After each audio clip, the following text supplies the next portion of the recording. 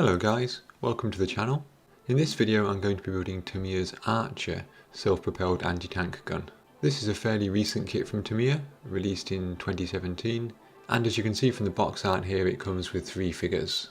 So we'll start by having a look at the instructions and then get on to the building. The instructions are in the standard format for Tamiya's recent kits.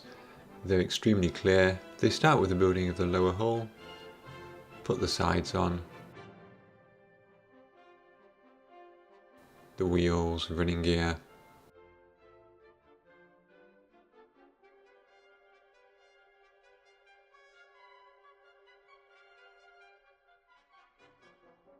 and then later the gun.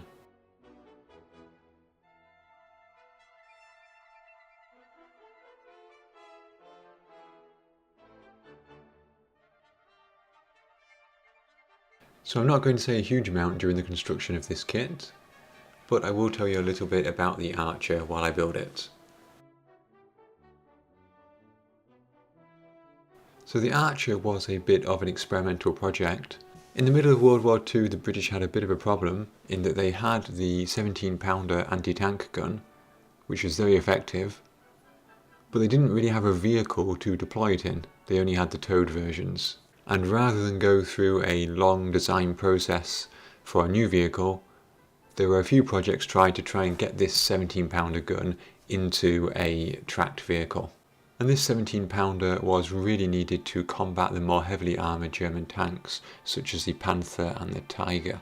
Probably the most widely known vehicle to house a 17-pounder was the Sherman Firefly, where they managed to get a 17-pounder into the turret of a Sherman by rotating the gun and making some adjustments to the back of the turret. However, the Archer was a result of another project to mount the gun on the chassis of a Valentine tank. By this point in the war, the Valentines were becoming obsolete, and it made sense to try to use their chassis rather than design a whole new vehicle. As a result of this compromise, we have kind of the main characteristic of the Archer, which is that the gun faces backwards. When we see the kit built up in a moment, we'll see that the driver's seat is behind the breech, facing away from it.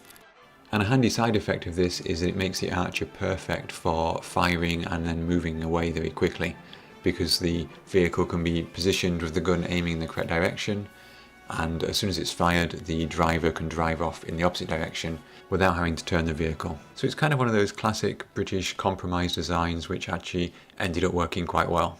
In terms of the kit, I really like this type of kit. It's a nice sort of middle ground between a full interior and a no interior tank, because of course you've got the fighting compartment and therefore lots of detail that goes in there. But that's going to be seen. It's not like a full interior kit where you build up the transmission and the engine and so on, and very often that's not seen at all. So I do enjoy this kind of kit. It reminds me a lot of the M10, or rather the Achilles, which I built fairly recently as well. Actually, I say recently, it was probably well over a year ago now.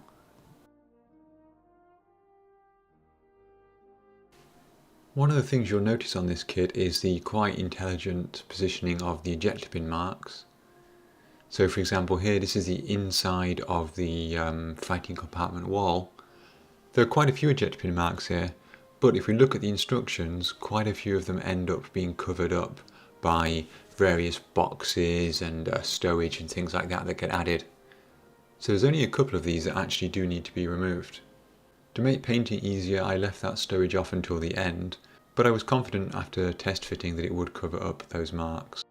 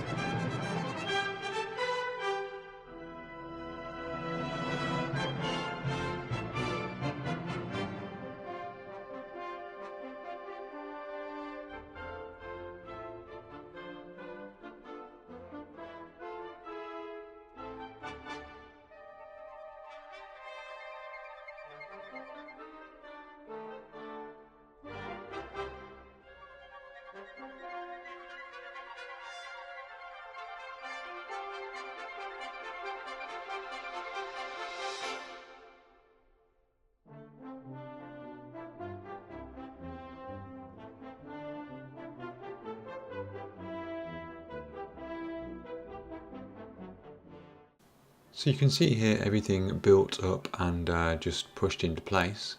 And it's incredible just how tight and small this fighting compartment is. And of course we've got a crew of 4 to go in there as well, although Tamiya only give you 3 figures, they don't give you the driver. If we take this apart, you can see the detail inside the fighting compartment.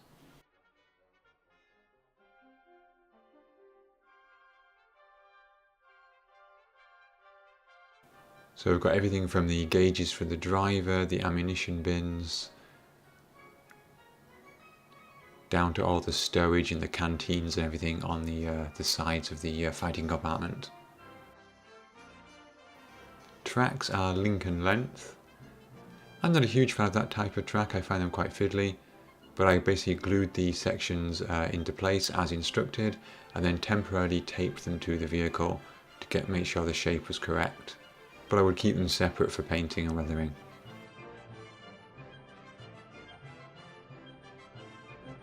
So as I mentioned, Tamiya include 3 figures, the loader, the gunner and the commander. They're just missing the driver. And the figures are very nicely engineered. If you look at the way these are keyed, they fit together so precisely that you're not really going to get any gaps with them. They're a big step up from the Tamiya figures of old. And sometimes, you know, when you've got a figure and they're holding something, getting their arms in the right position and so on is quite difficult. Not with these, they go into exactly the right position holding this shell here with no difficulties whatsoever. I gave the kit a coat of Tamiya primer, then I realised I'd forgot to put the tow cables on. Tamiya give you string for tow cables, which I really don't like and don't get on with, so I used a bit of spare metal that I had in the spare parts box, and I superglued that into position.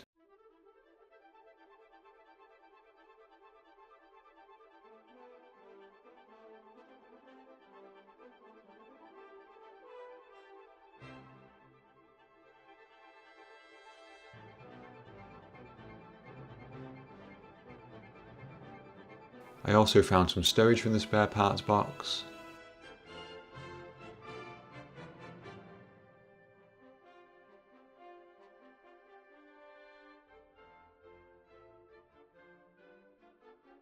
And this big canvas tent or similar, which I would attach to the side. This is from Mini Art's British Rucksacks, Bags and Folded Canvases set.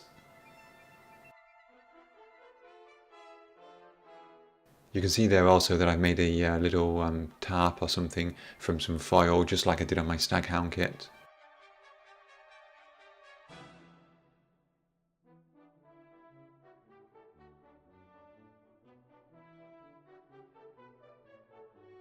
I then gave the entire kit a coat of NATO black. Once that was done and I had it over the radiator grille, I could then put the final top piece on at the back. I just didn't want the plastic there showing through. And then the whole kit was given a coat of SCC 15 from AK Real Colours. I did consider using a two-tone, maybe a light stone and green camouflage for this. The green tone is a bit monotonous, it's not very exciting, but it is accurate, so I decided to stick with it. And using a piece of the Tamiya masking sheet, I was able to paint the end of the gun barrel white. This was often done to disguise the length of the 17-pounder gun barrel, and this was done because German forces would tend to target vehicles with that gun first, because of course they were the most dangerous to them. All the hand painting was done with Vallejo model colour acrylics.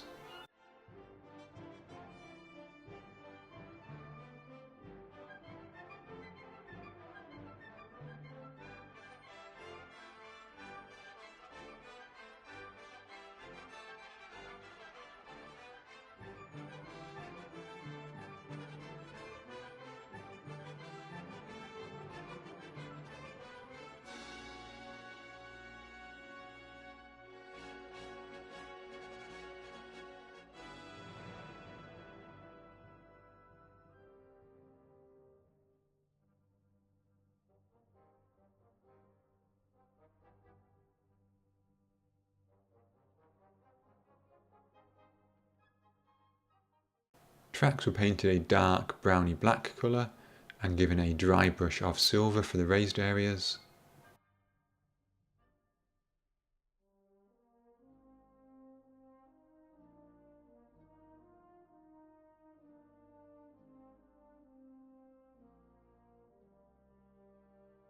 I picked out some parts of the tow cable in metallic grey. I didn't bother too much about going over every last part of it because I figured that these could have been painted while the vehicle was painted, and then simply some of that paint is chipped away but not all of it. I really do love the colour here that the AK Real Colours has given. It has a really nice matte finish to it that looks excellent.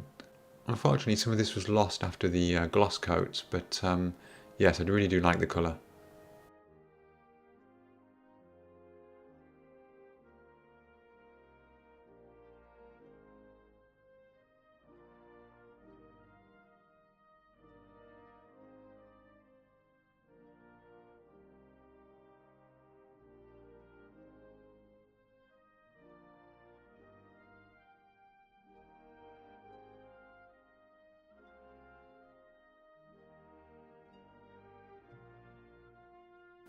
We have two possible schemes. We've got the Canadian 3rd Infantry Division, and we've got the Polish 7th Anti-Tank Regiment.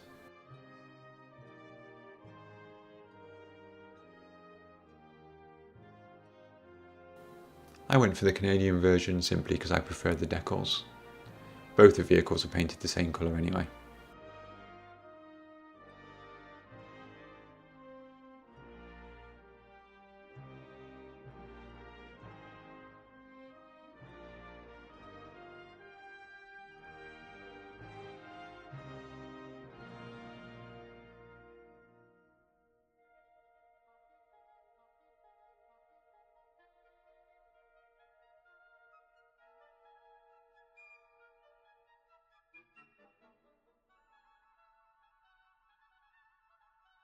You can see here I've added some chipping in metallic grey, concentrating on the high use areas.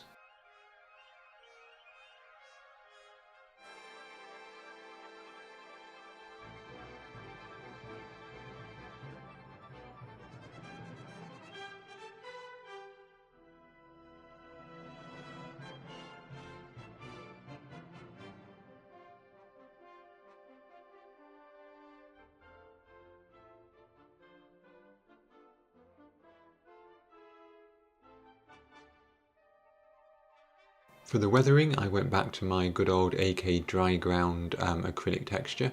I applied that on the lower hull and the running gear.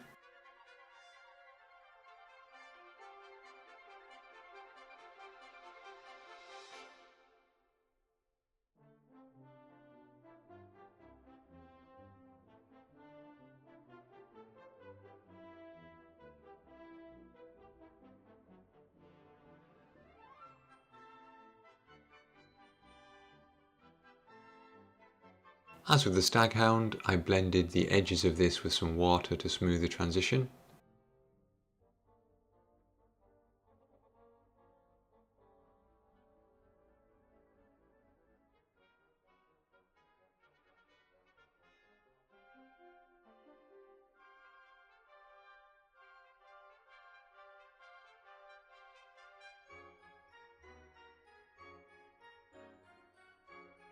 While that was drying, I decided that the exhaust looked a little bit plain and that the vehicle itself could do with a bit more visual interest. So I decided to paint the exhaust in this grey steel colour.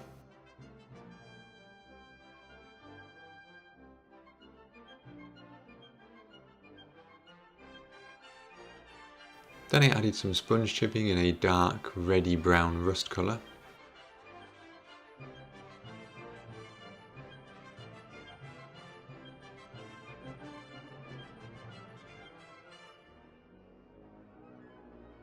With a couple of brush painted sections in a slightly different rust colour.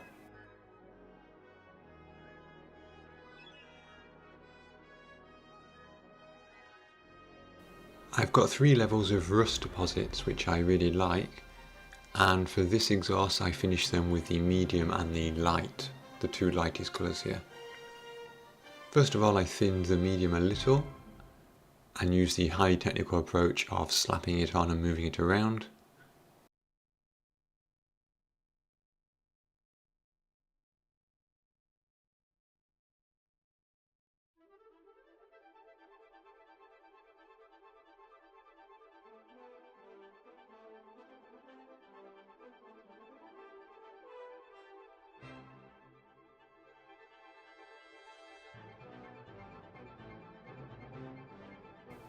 While that was still wet, I added tiny amounts of the light, stippling those on and blending them slightly into the surface.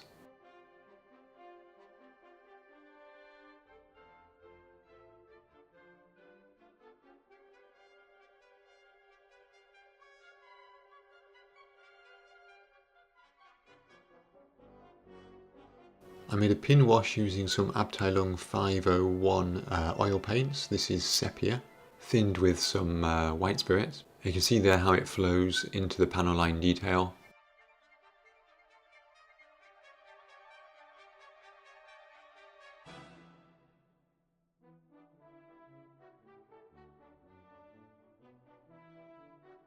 This was really nice in particular on the floor of the fighting compartment.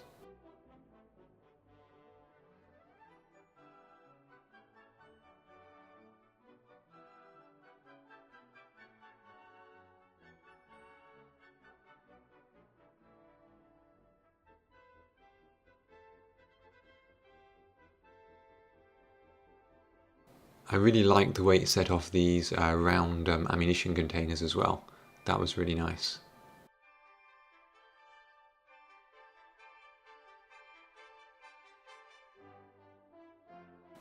Around the wheels I was willing to go heavier with the pin wash because this could also represent grease and general dirt.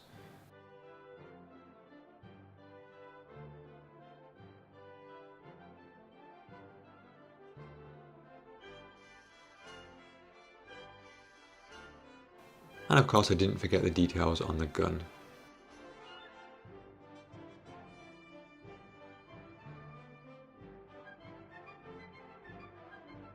I was slightly messy in areas with this, but that's no problem. You can come back later with a brush dampened in enamel thinners and clean up any excess. You can wick it away or you can blend it into the surface.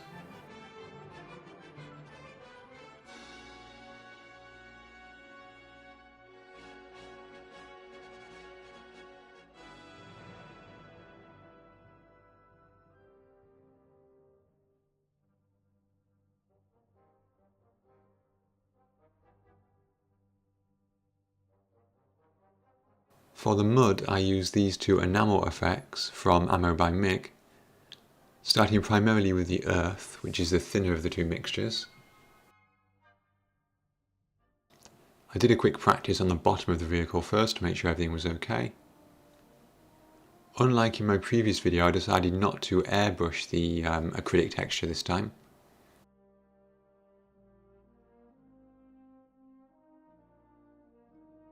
I covered as much of the texture as I could with this enamel effect.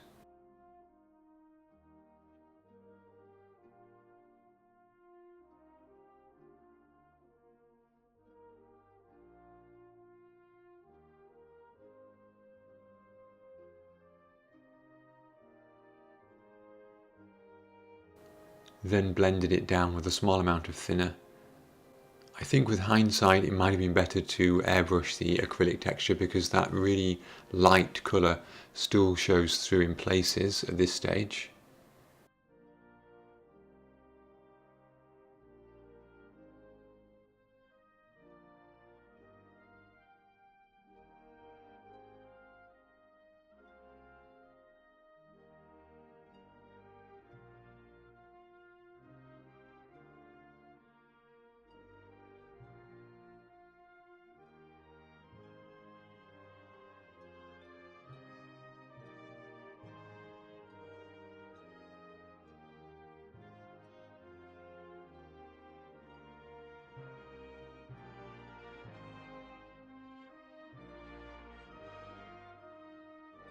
For the wheels I use a very thinned down version of the mixture.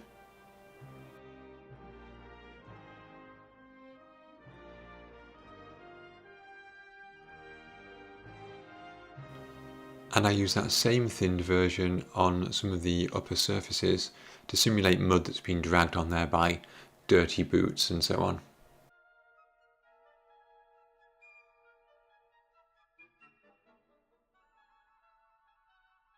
As with all of these mud effects, I blended the edges with some enamel thinner.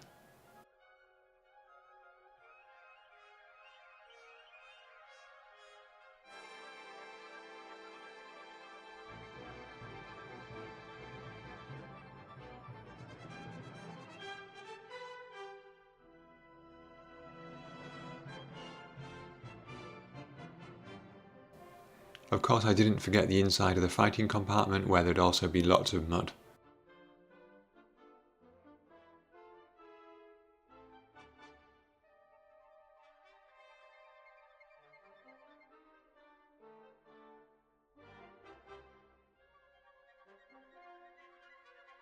My favourite part of this weathering process, and I think the one that really made it stand out and made it work, was the splatter technique. I switched here to the thicker loose ground effect for this.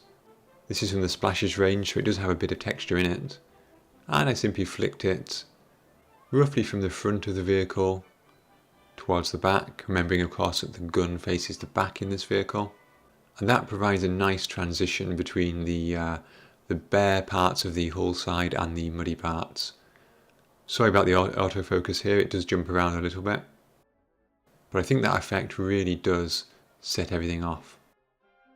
In fact, let's look at that again from the beginning. So this is the other side, and it looks pretty poor at this stage, it just doesn't look nice.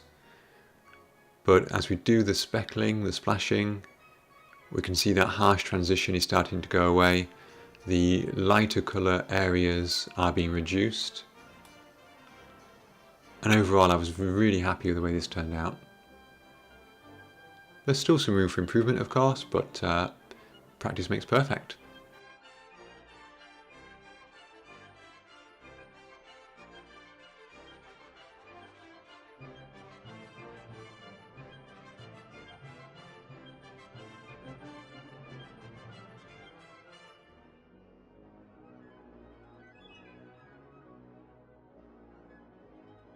Okay, on to the area where I'm least confident, which is the figures. After building the figures, I gave them a coat of Tamiya XF57 buff. The commander's leather jacket then was painted in this saddle brown colour. For the flesh, I used these three colours from AK, base flesh, light flesh, and I've got a highlight flesh here, but actually I didn't use that in the end.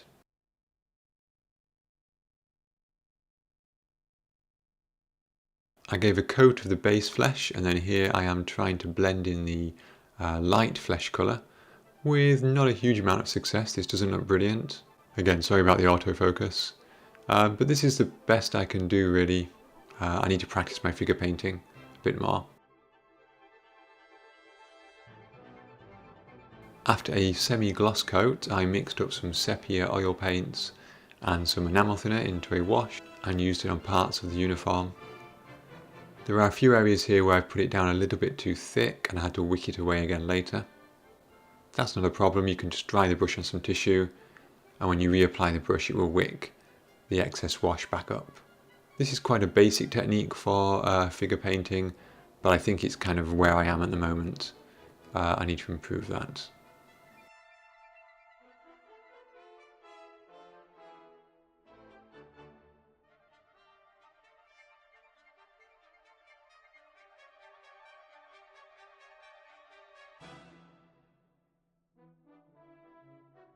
Then I added some basic highlights in a lighter colour, trying to stick to the raised areas of the uniform. I think with hindsight I shouldn't have used Tamiya acrylics here because they don't really brush paint that well and they don't blend that well.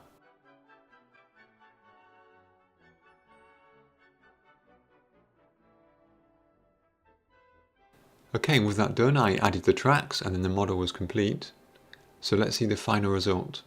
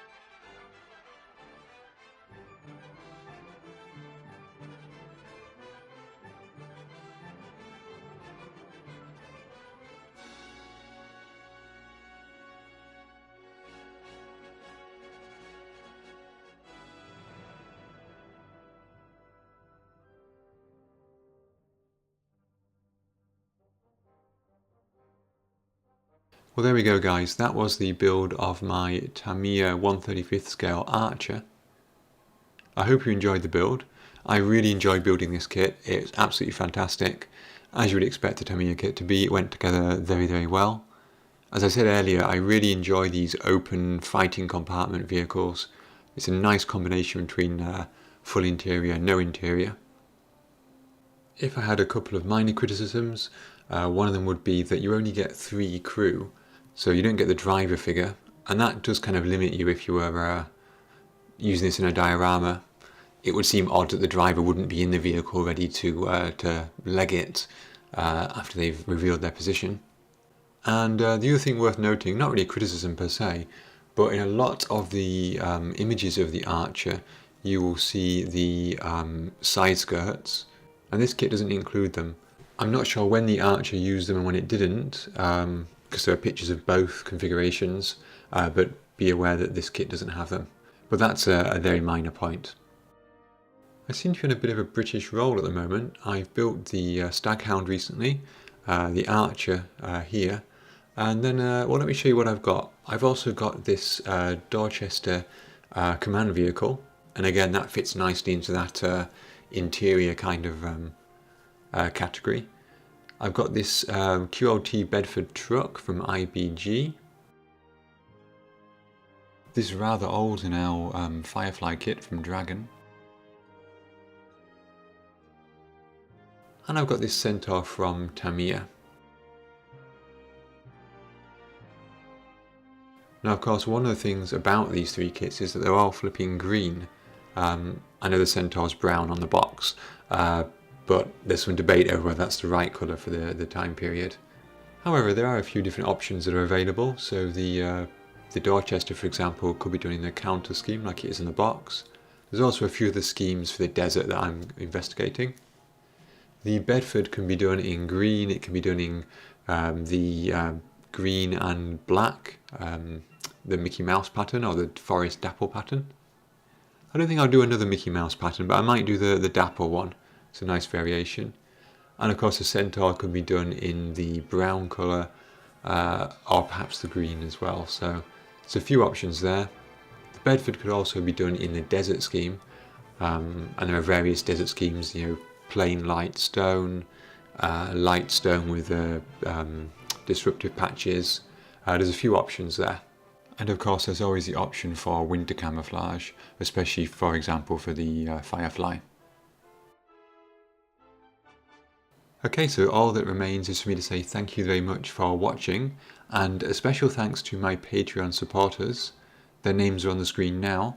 These guys provide a huge amount of support for the channel and it is greatly appreciated, guys. Thank you very much. If you're interested in the Patreon scheme, you can find a link in the description below. My next video should be coming out fairly soon and it's hopefully going to be the Warrior. I uploaded the build video for that recently and I have almost finished painting and weathering it now, so fingers crossed that should be done soon. Okay guys, until next time, thank you very much and have fun modelling.